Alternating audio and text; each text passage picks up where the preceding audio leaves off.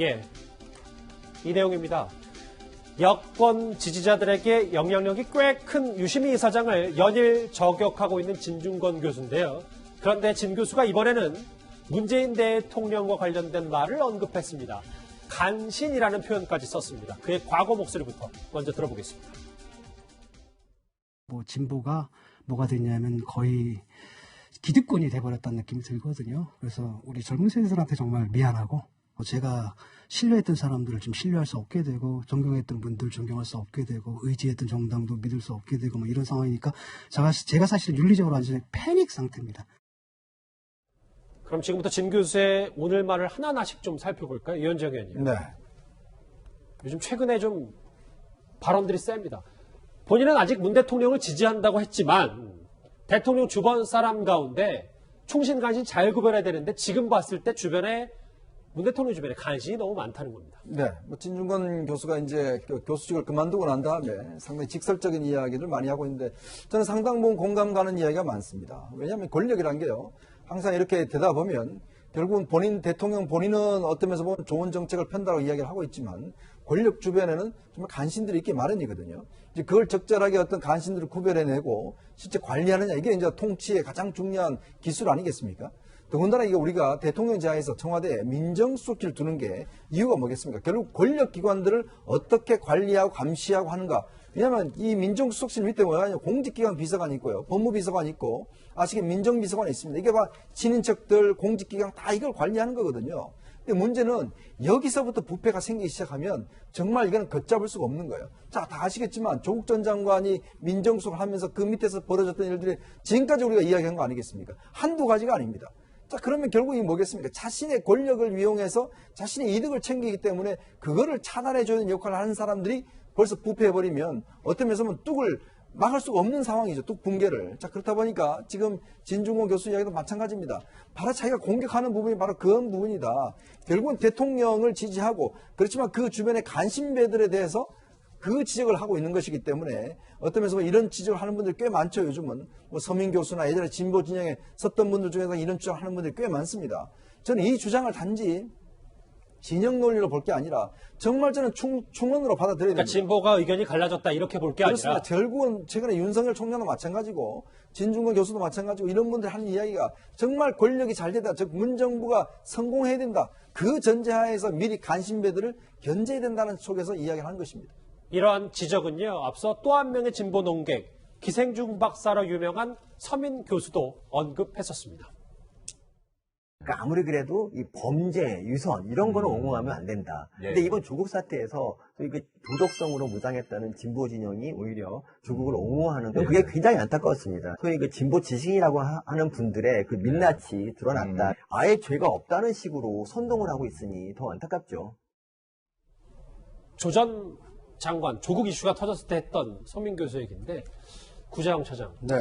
민정수석실 기능 마비 말고도 여기 보면 친문 측근 핵심들이 감시 기능을 망가뜨렸다. 물 만난 고기처럼 다음 막은 다 읽지 않겠습니다. 물론 이건 진 교수 주장입니다만요. 그렇습니다. 이게 진중권 교수가 저렇게 주장하는 이제 근거 중에 하나는요. 지금 검찰 수사가 향하고 있는 것이 조국 전 민정수석의 유재수 감찰 무마에 대한 직권남용 아닙니까? 그 직권남용 과정에 이 백원우 민정비서관이 어떤 역할을 했는지 또 백원우 민정비서관과 가까운 윤건영 국정상황실장이라든지 김경수 경남지사 이런 분들이 그러니까 대통령 측근들이 혹시라도 이 감찰 무마에 이 청탁 전화를 한 거 아니냐 이런 의혹이 지금 제기가 돼 있는 상태거든요. 예. 아직 사실로 확인된 건 아닙니다만 직권남용을 하게 만든 원인 중에 하나가 이 친문 측근 그룹의 이름이 지금 계속 언급되고 있는 상황이다 보니까 이 진 교수가 봤을 때는 이 친문 측근들이 청와대 안에 있는 이 민정수석실의 공적 감시 기능을 좀 마비시킨 거 아니냐 이런 비판을 지금 쏟아내고 있는 겁니다. 그런데 이수 변호사님, 저는 지금 한창 조 전 장관 수사도 진행 중이니까 여기서 윤석열 총장 이름도 진 교수의 주장과 비판에 등장하는데 윤석열 총장을 우병우 전속 취급하고 있다. 이 부분은 저희가 어떻게 받아들여야 될까요? 그러니까 저 얘기가 뭔 얘기냐면 지금 이제 문재인 대통령께서 이제 윤석열 검사를 그 검찰총장으로 임명을 했잖아요. 그때 이 윤석열이라는 그 좀 특이한 이 캐릭터에 이 사람이 칼이 될 수도 있고 그 양날의 칼이다라는 게 있었어요. 그랬는데 이 사람이 이제 자기네를 치니까 기득권이 돼버린 이 친문 세력들을 치게 되니까 이 윤석열은 이전에 적폐청산 때는 그렇게 떠받들다가 이제 그렇게 되니까 우병우로 몰아가고 있다라면서 이제 그렇게 우병우로 모는 이유가 본인들이 칼을 안 맞기 위한 것이다라고 이제 해석을 한 거예요. 저는 참 구구절절이 맞는 얘기들이라는 생각이 들고 저렇게 이제 징중곤 그 전 교수라고 해야겠죠. 이제 직계를 냈으니까. 그렇네요. 예, 그 진중권 전 교수 같은 사람이 있기 때문에 그래도 지금 뭐 좌파라 할까요? 뭐 진보 계열이라 할까요? 그래도 좀 자정 능력이 아직은 있는 것 같은데 모르겠습니다. 지금 이제 진중권 전 교수가 버텨낼 수 있을지 그거는 좀 지켜봐야 될 것 같아요. 그 뭐 버틴다는 표현을 쓰셨는데 최진모 교수님. 사실 저는 이 부분이 제일 눈에 띄었어요. 왜냐하면 글쎄 진중권 교수가 진짜 이 진보 핵심 지지층의 비판을 더 많이 받을 수도 있겠다. 왜냐하면 뉴스공장, 알릴레오를 저격해서 더 원색적인 비난을 좀 했어요. 그래서 저는 모르겠어요. 진중권 전 교수가 본인에 대한 이제 진보 진영에서의 여러 가지 비판 이런 부분들에 대해서 감정적으로 뭐 격했든 아니면 자기 표현을 하는 거, 뭐 자기 표현이니까 저는 충분히 할 수 있다고 봐요. 다만 저렇게까지 뭐 예를 들면 음모론을 생산해서 판매하는 대기업이다 이렇게 매도하는 것은 좀 지양해야 되지 않나 하는 생각이 들어요. 예컨대 이렇게는 할 수 있다고 봐요. 어느 지점에서 이렇게 보도하는 건 문제가 있다. 이건 지적할 수 있다고 저는 보거든요. 그러면 전체적으로 뭐 김어준의 뉴스공장이나 알릴레오가 모든 부분이 다 그럼 거짓말이냐?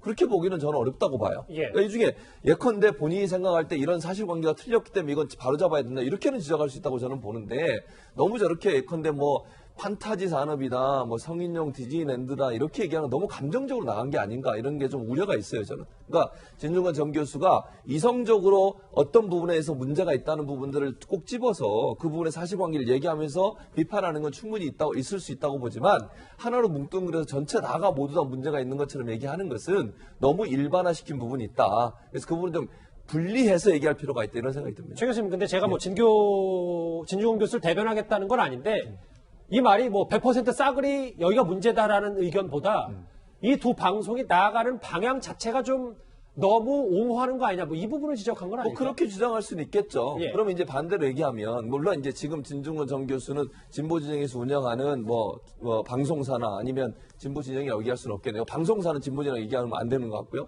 그러면 그 유튜브 같은 경우에는 진보 진영이나 보수 진영이 있잖아요.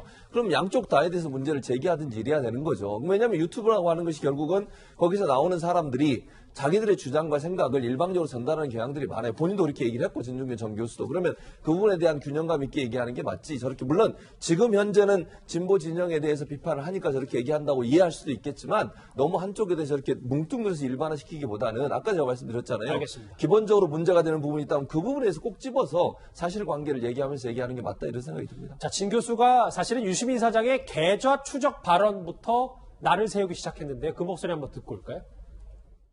노무현 재단의 주거래은행 계좌를 검찰이 들여다봤다는 사실을 확인했어요. 제 개인 계좌도 다 들여다봤을 걸로 지금 짐작해요. 그거는 지금 알아보려고 이제 오늘 하루 종일 노력을 했는데 확인이 안 돼요. 이현정 의원님, 이 주제 좀 정리해 볼게요. 그러니까 뭐 일일이 저희가 이 두 사람의 갈등을 중계 방송할 생각은 전혀 없는데 진 교수의 이런 진보 논객의 지적 같은 것들이 앞으로 좀 나아지는 방향이 될지 아니면 더 감정 싸움으로 짙어질지 뭐 좀 이게 좀 관건인 것 같습니다. 그러니까 진중권 교수의 주장에 저는 메아리가 참 이게 되어서 어떤 면에서 보면 이제 실제로 개선이 돼야 되는데 뭐 그렇지 않을 가능성이 더 높다고 보는 거죠. 자, 좀 전에 보셔도 유시민 이사장의 이야기도 그겁니다.